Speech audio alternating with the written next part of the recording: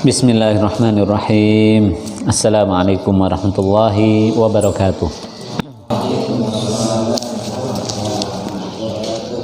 Alhamdulillahi rabbil alamin. Allahumma salli ala sayyidina Maulana Muhammad wa ala alihi wa ashabihi ajma'in wa man tabi'ahum bi ihsanin ila yaumiddin. Rabbi syrah li sadri wa yassir li amri wahlul 'uqdatam min lisani yafqahu qawli. Allahumma faqihna fid din wa 'allimna at-ta'wil. Allahumma inna nas'aluka 'ilman nafi'a wa na'udzu bika min 'ilmin la yanfa'. Subhanaka la 'ilma lana illa ma 'allamtana innaka antal alimul hakim.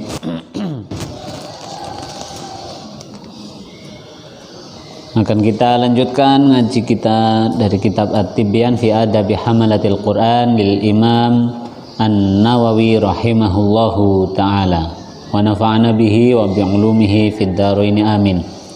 Terakhir kita sudah sampai pembahasan di bab ke-9 tentang hukum menulis mushaf dan hukum memberi harokat pada mushaf. Dan sekarang kita masuk pada faslun, hukum menulis mushaf pada sesuatu yang najis. Kalau di kitab hijau berarti halaman 69 ya. Di kitab yang biru cetakan Darul Kutub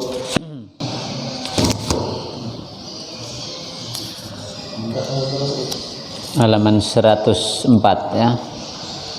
Saya pakai kitab mayoritas ya, yang pendahulu kan pakai yang hijau.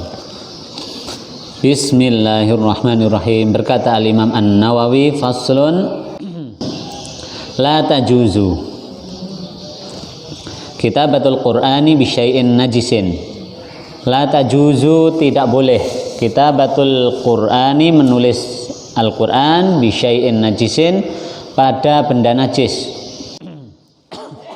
atau dengan sesuatu yang najis.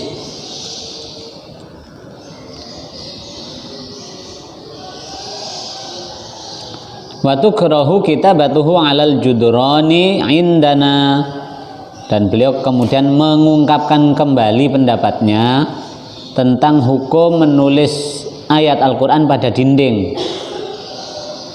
Menurut madhab Syafi'i yang kali ini diungkapkan oleh Al-Imam An-Nawawi rahimahullahu ta'ala, menulis kaligrafi ayat-ayat Al-Quran pada dinding hukumnya makruh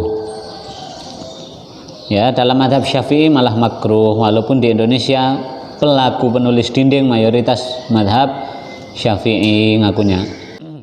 Wa fihi, dan di dalamnya madhabu Atha juga sependapat dengan kemakruhannya adalah madhabnya Imam Atha alladzi qaddamnahu, yang telah saya kemukakan penjelasannya di awal.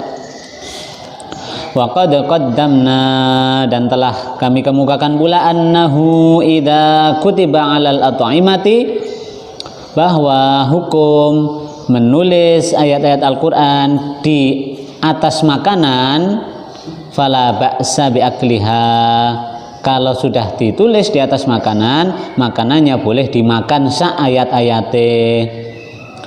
Kamu misalnya mau syukuran nganggo roti bolu, nah, roti bolune ditulisi surat Al-Ikhlas, baru gue dimakan roti bolunya, itu fala ba'sa bi'akliha, tidak apa-apa hukum memakannya. Wa annahu idza kutiba ala khashbatin, adapun ketika ditulis di atas kayu, kariha ihraquha, makruh membakarnya. Kalau sudah tertulis di atas kayu, kayunya makruh untuk dibakar kecuali dalam rangka menyelamatkan. Khawatir terserak-serak di mana-mana sehingga tidak terhormat nanti kayu itu gara-gara berserakan padahal ada ayat Al-Qur'annya, maka ketika memang membakar itu dengan niat menyelamatkan itu tidak apa-apa. Tapi kalau tidak ada niat-niat yang lain maka makruh membakarnya.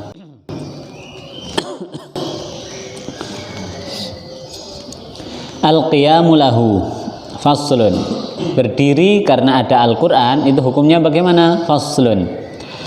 Berkata Al-Imam An-Nawawi, ajma'al muslimuna ala wujubi siyanatil mushafi wa ihtiramihi. Ajma'al muslimun, bersepakat kaum muslimin ala wujubi siyanatil mushaf, tentang wajibnya menjaga mushaf, wa ihtiramihi, dan menghormatinya. Menghormati mushaf itu hukumnya wajib. Hukumnya apa? Wajib. Loh, kok dihormati? Emangnya dia Tuhan? Siapa yang menuhankan mushaf? Tidak ada. Ini perintahnya cuma menghormati. Kita menghormati mushaf kok dituduh menuhankan mushaf? Mushaf itu dia hanya lembaran biasa, tidak usah dihormati. Itu pendapat dan ungkapan yang ngawur ya, sangat ngawur. Mushaf itu harus dihormati, bukan karena kertasnya yang menjadi terhormat, tapi karena ada ayat-ayat Allah, ada ayat-ayat Al-Quran. Qala ashabuna wa ghairuhum, berkata ashabuna, ulama-ulama madhab Syafi'i, wa ghairuhum, dan selain mereka, walau alqahu muslimun fil qadurati, seandainya ada seorang muslim melempar mushaf fil qadurati, pada tempat-tempat kotor. Jika ada seorang muslim dengan sengaja melempar mushaf ke tempat-tempat kotor, wal'iyadzubillah, naudzubillah min dzalik, kata beliau, wal'iyadzubillahi ta'ala, artinya kami berlindung kepada Allah Ta'ala. Jika ada seorang muslim melakukan itu, saral mulqi kafiron, maka pelaku pelemparan otomatis jadi kafir. Dalam madhab Syafi'i, orang yang sengaja melempar mushaf ke tempat kotor, melempar ke WC, melempar ke ledong, ke kandang, itu kan tempat-tempat kotor, dia lakukannya sengaja dengan sadar, maka dia murtad, menjadi kafir. Maka dia harus yurja istitabu, dia harus diminta taubat. Kalau nggak mau taubat, seandainya diberlakukan hukum Islam di negara tersebut, maka dia dipenggal lehernya, dibelah ya, atau digantung dan mati. Tapi kalau bukan negara muslim, kita jangan melakukannya, engkau dipenjara ya. Kamu lihat orang lempar-lempar mushaf, kamu tarik, gantung begitu, taruh di ngarep masjid Al-Madinah. Ya, kamu habis itu diparani polisi lah ya, siapa ini yang gantung begitu. Tidak boleh, dan ini tidak boleh dilakukan oleh orang per orang. Yang melakukan adalah negara, institusi pemerintahan. Nggak boleh orang per orang. Nanti kamu lihat kayak gitu, cekel gantung repot ya, nggak boleh. Islam itu memberlakukan hukum itu melalui institusi resmi negara, makanya tidak muncul terorisme ya. Maka terorisme jelas bukan dari Islam. Kita boleh memperjuangkannya, tapi penerapannya adalah melalui institusi negara. Maka di sana dibahas fikih siasah dan jinayah.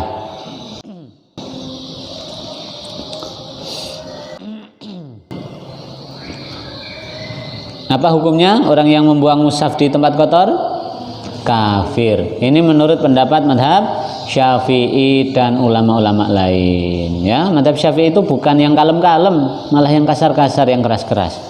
Maka madhab Syafi'i itu yang termasuk yang sangat hati-hati dalam seluruh ijtihad fikihnya. Wa yustahabbu, qalu, berkata mereka semua para ulama madhab Syafi'i dan selain mereka, wa yahrumu tawassuduhu, haram hukumnya menjadikan mushaf sebagai wisadah. Apa wisadah? Bantal Tidur bantalan mushaf hukumnya haram. Tidur bantalan mushaf hukumnya haram. Pelakunya berdosa. Bal tawassudu ahadi kutubil ilmi haramun. Bahkan sekedar bantalan kitab-kitab ilmu itu pun haram.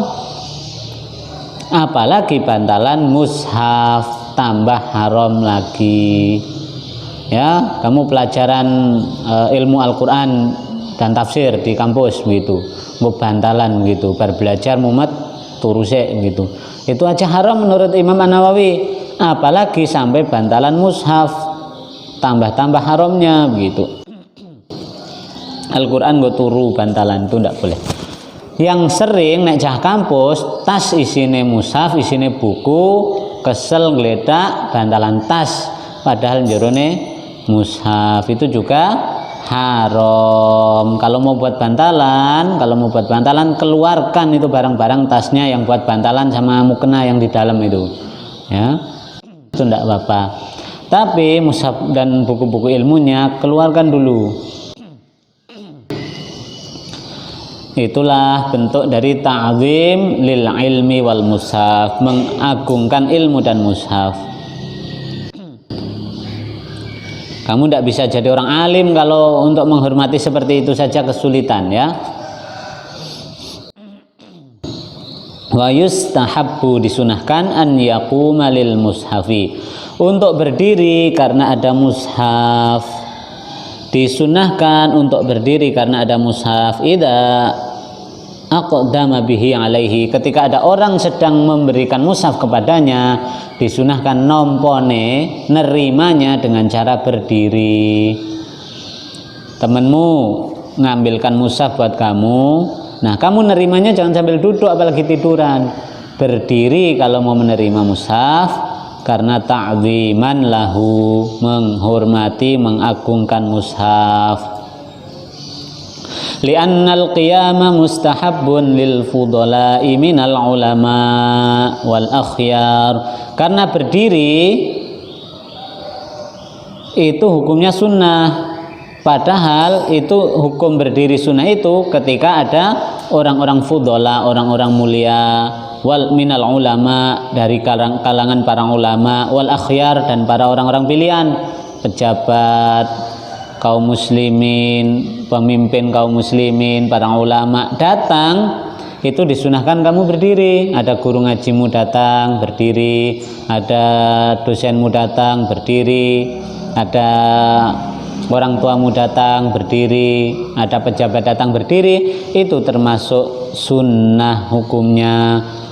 Loh, kok kayak penghormatannya orang Yahudi? Yahudi dari mana? Itu dilakukan juga oleh orang-orang solih sebelum kita. Ya, kalau ada orang-orang solih datang berdiri, itu bagian dari kesunnahan. Terhadap itu saja disunahkan berdiri, fal mushafu aula, maka dengan berdiri karena adanya mushaf itu tentu lebih sunnah lagi. Maka aula, mushaf lebih dari itu, lebih utama dari itu. Wa qad qarrartu dalail istihbabil qiyami, dan sudah saya jelaskan, saya kororkan, saya tetapkan dalil-dalil kesunahan berdiri. Ketika ada sesuatu itu, Imam An-Nawawi mengatakan sudah saya sampaikan secara lengkap, saya tulis secara lengkap dalil-dalil kesunahan itu sebagai argumen pembenaran saya atas semua itu, fil juz'il ladzi jama'tuhu fihi, pada bagian kitab yang telah aku kumpulkan di sana. Berarti Imam Nawawi mengatakan saya juga nulis kitab, yang satu kitab itu khusus bahas tentang hukum berdiri ketika menghormati dan lain-lainnya. Nama kitabnya apa? At-Tarkhis bil Qiyam. Ya, kamu kalau mau nyari ya, PDF-nya banyak, yang nyetak jarang ya. At-Tarkhis bil Qiyam lidawil fadli wal maziyah min ahlil Islam, itu nama kitabnya lengkap. Lil Imam An-Nawawi, beliau produktif, sangat banyak karya tulisnya. Saking sibuknya menulis, beliau meninggal belum sempat menikah, ya, Imam An-Nawawi, ya. Imam An-Nawawi itu terlambat dewasa dari sisi pemikiran seksualnya, ya. 19 tahun masih belum mudeng tema-tema kedewasaan. Imam An-Nawawi terlalu sibuk dengan ilmu. Ya, kamu kalau tidak kepingin menikah, ya ikhwan, itu tidak apa-apa, asalkan seperti Imam An-Nawawi, hafal Quran, mutqin, paham ulumul Quran, ulumul hadis, menulis banyak kitab. Nah, itu boleh kamu nek mau seperti itu. Dan setiap hari selalu menghatamkan, berusaha menghatamkan Al-Quran dengan semampu beliau. Jadi nyaris tidak punya kesibukan lain selain ilmu. Nah, kalau kamu mau seperti itu, boleh tidak punya rencana nikah, ya. Kalau masih ada waktu sering longgar, nggak nikah, mesti dosa nanti jatuhnya. Yang ikhwan, ya, ini akhwat kan nunggu ikhwan, ya. Waruwina fi musnadid Darimi, dan kami mendapat riwayat dalam musnad Al-Imam Ad-Darimi bi isnadin sahihin, dengan sanadnya yang sahih, Ani bin Abi Mulaikata, dari Ibnu Abi Mulaikah, anna Ikrimah bin Abi Jahlin, bahwa Ikrimah bin Abu Jahal radhiyallahu anhu, semoga Allah meridhoi Ikrimah bin Abu Jahal, ini anaknya Abu Jahal, masuk Islam, ya. Jadi dia seorang sahabat radhiyallahu anhu. Karena bahwa Ikrimah bin Abu Jahal seorang muslim, sahabat Nabi, yad'ul mushafa, beliau menaruh mushaf ala wajihi, di wajahnya, wa yaqul, dan beliau berkata, kitabu rabbi, kitabu rabbi, kitabnya Tuhanku, kitabnya Tuhanku. Jadi diginikan. Nah, gini prakteknya, ya. Oleh Ikrimah itu ditaruh di wajah dan batuknya itu sambil kitabu rabbi, kitabu rabbi, ya. Menghormati, memuliakan. Jadi mencium mushaf, naruh mushaf di atas kepala, tapi jangan sampai jatuh. Aja kaya bakul sate naruh di atas kepala mlaku mangkat ning masjid, nek tiba kamu dosa, ya. Maksudnya naruh di atas kepala sebagai penghormatan itu bagus. Dicium setelah ngaji itu bagus. Enggak sengaja nyenggol mushafnya jatuh, kamu angkat, kamu cium sebagai bentuk penghormatan. Kamu sering-sering nyium mushaf, ya, biar enggak bingung mau nyium apa, ya, yang dicium mushaf gitu. Itu bagian dari kesunahan, ya, penghormatan. Ya, dan berkata kitabu rabbi, kitabu rabbi. Ini yang melakukan siapa? Sahabat Nabi. Sahabat Nabi berani melakukan itu. Apa mungkin dia mencontoh orang Yahudi? Tidak mungkin. Sahabat, ya, generasi terbaiknya siapa setelah Rasulullah? Ya, generasi sahabat. Sahabat ada yang melakukan, ya. Jadi itu adalah dalil, ya. Nah, kalau sudah seperti ini, pertanyaan yang harus saya ulang-ulang, bagaimana ketika ngaji melingkar, naruh mushaf di lantai, hukumnya gimana? Haram. Saya ulangi lagi, naruh mushaf di lantai saat ngaji melingkar, hukumnya apa? Haram. Ya, diingatkan kalau guru ngaji kita melakukan itu, teman ngaji kita melakukan itu. Kalau dia masih belum mudeng, angkat tuh mushaf, taruh di atas tempat duduk kita, di pangku sama kita, di pangku. Tidak boleh mushaf distandarkan dengan pijakan kaki kita, jangan, ya. Kalau kita menjaga hafalannya sulitnya minta ampun, menghormatinya tidak mau, itu gimana coba? Ya, mau setoran hafalan aja kita pusing kan? Ya, kok suruh menghormati saja sulit gitu? Jangan, ya. Teman kita, orang tua kita, saudara kita, guru ngaji kita, kalau masih belum melakukan ini, ya silahkan diberi tahu semampunya dan nyari timing yang pas.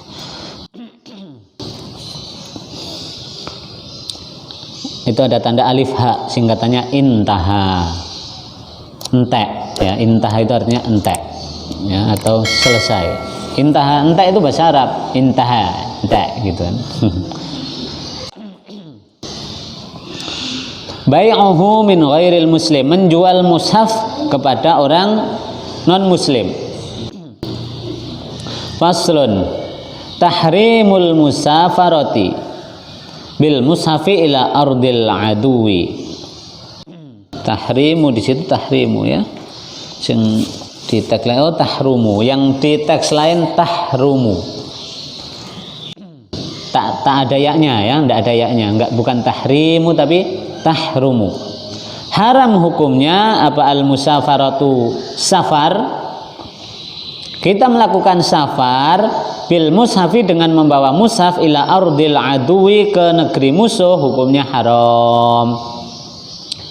Idza, syaratnya haram itu idza khifa, ketika dikhawatirkan, wuqu'uhu fi aidihim, ketika dikhawatirkan mushaf itu nanti jatuh ke tangan musuh.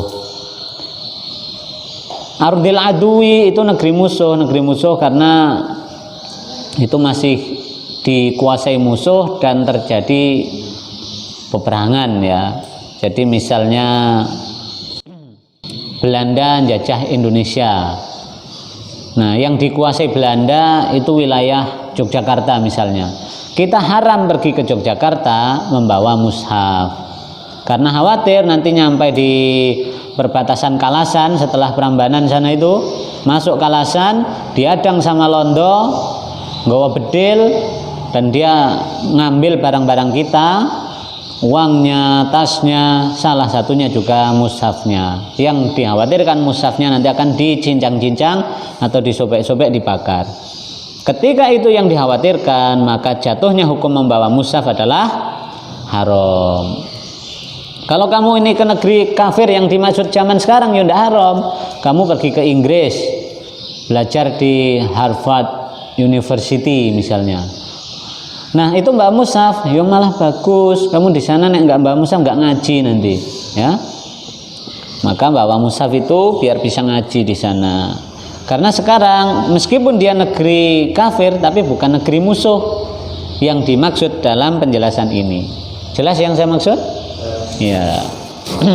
Lil haditsil masyhuri, karena ada hadis yang masyhur fi sahihaini, dalam sahihain, Sahih Bukhari, Sahih Muslim, anna Rasulullah sallallahu alaihi wasallam, bahwa Kanjeng Nabi Muhammad sallallahu alaihi wasallam naha, melarang, an yusafira, untuk seorang melakukan safar, bil Qur'ani, sambil membawa mushaf Al-Qur'an, ila ardil aduwi, ke negeri musuh.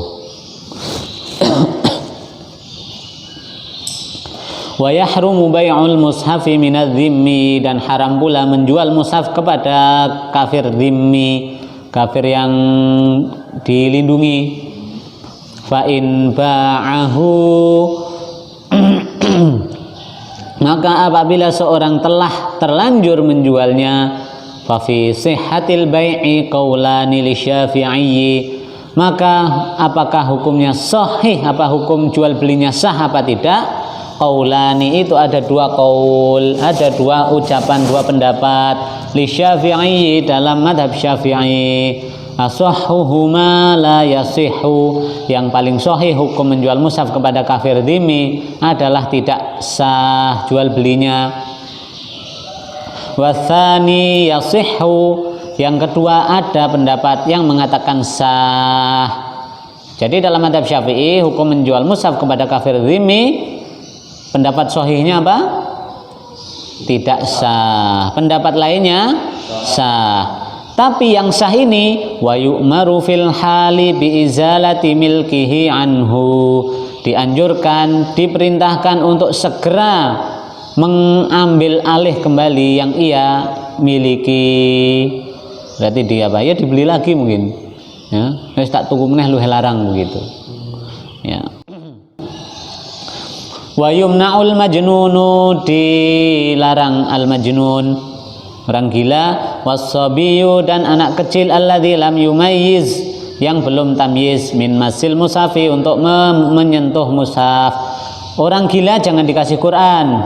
Anak kecil yang belum tamyiz jangan diizinkan memegang mushaf Al-Quran. makhafatan min intihaki hurmatihi, dikhawatirkan akan tidak dihormatinya Al-Quran. Iyalah orang gila nanti Quran dianggap mainan, dilempar-lempar ke atas, disundul, dianggap bola begitu. Yang seperti itu kan nggak lucu kan? Tapi kalian guyu ya, nggak lucu aslinya, karena mushaf nanti nggak guyonan gutulanan. Begitu juga anak kecil yang belum tamyiz, itu jangan dikasih mushaf Al-Quran. Tamyiz itu apakah yang dimaksud balik? Bukan. Belum balik pun bisa sudah tamyiz. Contohnya anak saya Nawaf belum balik tapi sudah tamyiz. Tamyiz itu bisa membedakan mana baik, mana buruk, mana benar, mana salah.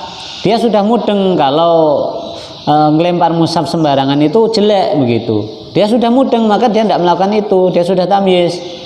Dia sudah mudeng bahwa ngelempar kerikil ke kaca itu bisa pecah, maka dia tidak melakukan itu sudah tamyiz. Tapi anak kecil yang masih belajar jalan, yang baru bisa jalan, yang belum tamyiz, belum bisa membedakan benar salah, kok dikasih mushaf, mesti mushafe nggo mbuh disuwek, dilempar, ditaruh sembarangan, itu pasti akan terjadi.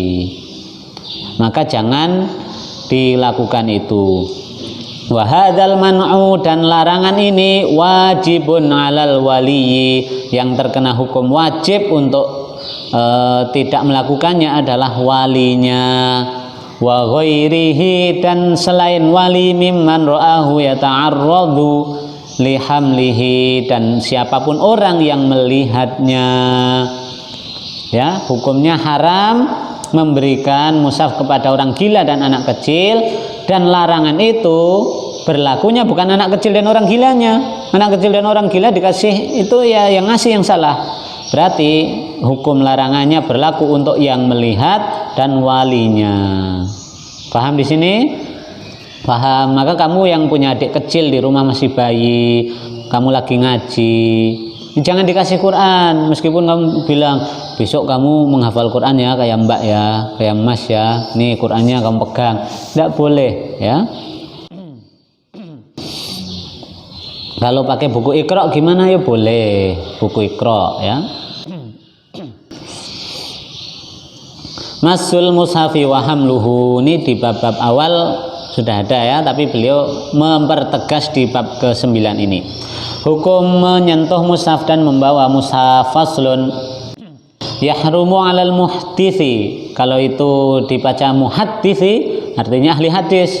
Kalau muhditsi orang yang berhadas. Kalau muhdatsi artinya bid'ah. Itu mim, ha, dal, sa tanpa harokat kabeh itu. Boleh dibaca muhdats artinya bid'ah, boleh muhdits orang yang berhadas, boleh muhaddits ahli hadis. Ya, kamu mau coba apa terserah. Wa yahrumu alal muhadditsi, haram bagi ahli hadis, masul mushafi, memegang mushaf gitu. Ya, dia karena ahli hadis hanya boleh megang hadis gitu. Ya, kamu jelasin sampai fasih begitu kan ke murid-muridnya kamu ya. Karena nggak talaki ngajinya begitu. Pokoknya mau bisa bahasa Arab ya begitu. Ya, makanya dampaknya gitu. Kamu jelasin ya, ahli hadis ini haram memegang mushaf menurut Imam Nawawi misalnya.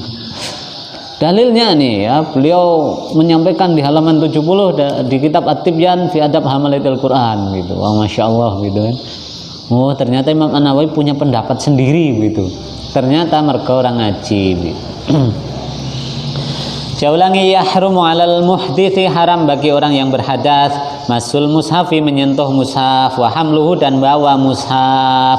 Tidak punya wudu, haram menyentuh mushaf. Tidak punya wudu, haram bawa mushaf.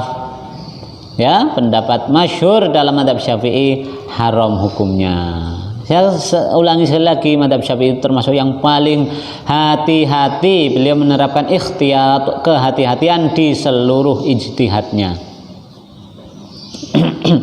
Maka seharusnya yang selama ini berkuar-kuar dia bermadhab Syafi'i adalah orang yang paling hati-hati.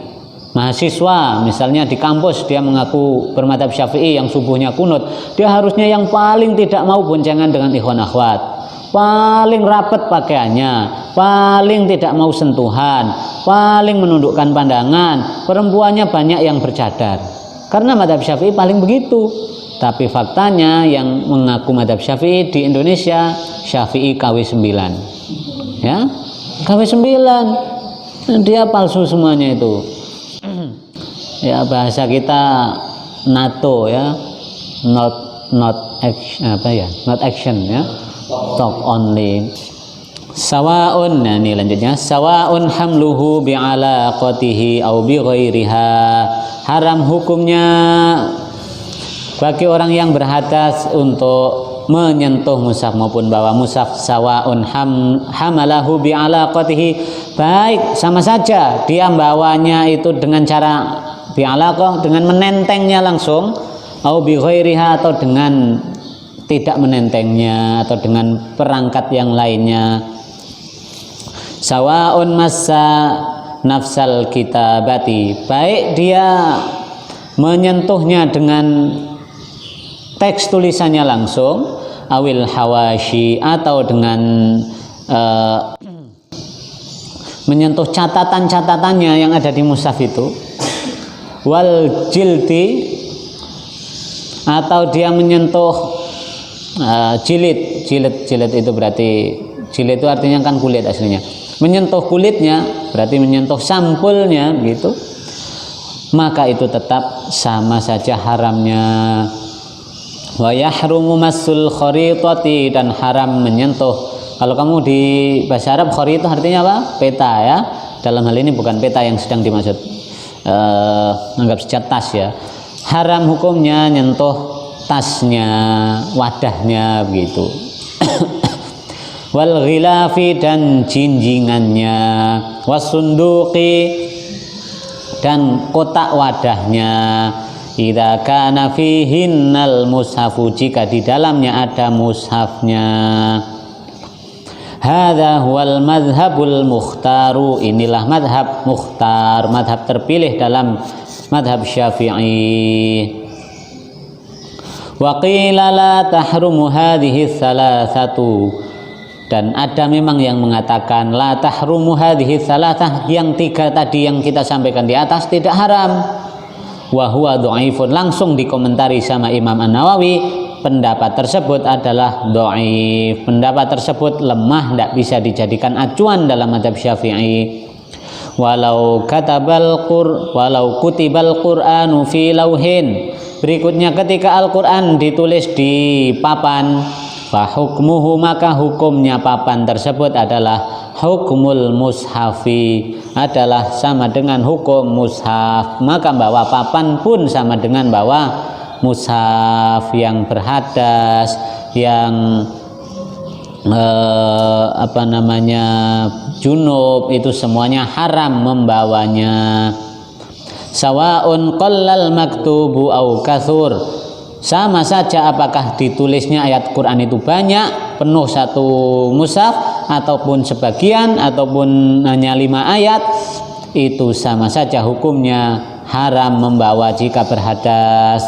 Hatta law kana ba'du ayati kutubin littirasati hurrima massul lauhi, bahkan walaupun sebagian ayat saja yang ditulis karena sedang belajar, ditulis di papan, ditulis di kertas, maka haram hukum membawa papan atau kertas tersebut. Tegas dan keras ya, karena ta'zimul mushaf ya. Ini baru orang berhadas kecil mungkin. Bagaimana dengan yang berhadas besar? Lebih lagi ya. Berarti wanita haid, junub, mimpi basah yang belum mandi, berhubungan suami istri yang belum mandi, itu semua lebih keharamannya. Orang lagi masalah wudhu tidak punya saja sudah begini begitu. Kecuali dikecualikan dalam mazhab Syafi'i, dijelaskan oleh ulama dalam mazhab Maliki, kecuali adalah orang yang haid tapi dia seorang thalibul ilmi, seorang penuntut ilmu, seorang muallimah, seorang pengajar Al-Quran, maka yang demikian masuk pengecualian. Pengecualinya gimana? Pengecualian untuk membaca Al-Quran tapi tetap tidak dikecualikan dalam menyentuhnya. ya, maka wanita haid tidak boleh nyentuh mushaf. Itu pendapat mayoritas ulama, berarti jumhur Hanafi, Maliki, Syafi'i, Hambali, secara jumhur mereka mengharamkan untuk orang haid menyentuh. Sedangkan kalau membacanya, atau membaca itu berarti membunyikan, ya, bukan batin, membunyikan, maka yang demikian boleh karena termasuk hal yang dianggap darurah. Maka penghafal Al-Quran sampai haidnya misal ada yang 2 minggu, ada yang 15 hari, kalau tidak ngaji babar belas itu membahayakan, maka memang kemudian dia dibolehkan dengan catatan tidak megang, tidak nyentuh, harus pakai penghalang, ya. Maka di pondok kita ini sudah ngaji atibian nih, ya, terapkan, ya, kalau lagi haid tetap setoran misalnya, ya jangan nyentuh mushafnya, tangannya dipakaikan kaos tangan misalnya, atau pakai sapu tangan, atau pakai kain khusus. Soalnya dalam mazhab Syafi'i tidak boleh pakai lengan baju, ya. Al-kum itu tidak cukup, kata Imam An-Nawawi, ini nanti di bagian bawah, tidak cukup pakai al-kum. Kum ini lengan baju, lengan baju ini akhwat kan dawa-dawa biasanya kayak kuntilanak gitu. Ya kan, buat bolak-balik mushaf tidak cukup, harus benda yang terpisah dari badan, ya, terpisah dari lengan baju kita. Jilbab yang ngelewer dawa gitu dianggap tidak cukup karena dia bagian dari kesatuan badan, maka harus pakai benda lain. Oke, di sini wah akhwat jadi waduh piye ya, silakan dijalankan karena us ngaji masuk menggo pengetahuan tok, ya. Ilmu itu untuk amal, cukup dulu, ya. Di bab 9 ini masih 1 pertemuan lagi insyaallah. Kemudian bab 10 ini sebenarnya hanya penjelasan istilah-istilah, cuma karena panjang tidak bisa naik sekali. Insyaallah kita lanjutkan pekan depan. Wallahu taala a'lamu bissawab. Aqulu qouli hadza wa astaghfirullaha li wa lakum. Subhanakallahumma wa bihamdika asyhadu an la ilaha illa anta astaghfiruka wa atubu ilaik. Wassallallahu ala sayyidina Muhammad wa ala alihi wa sahbihi wasallam. Assalamualaikum warahmatullahi wabarakatuh.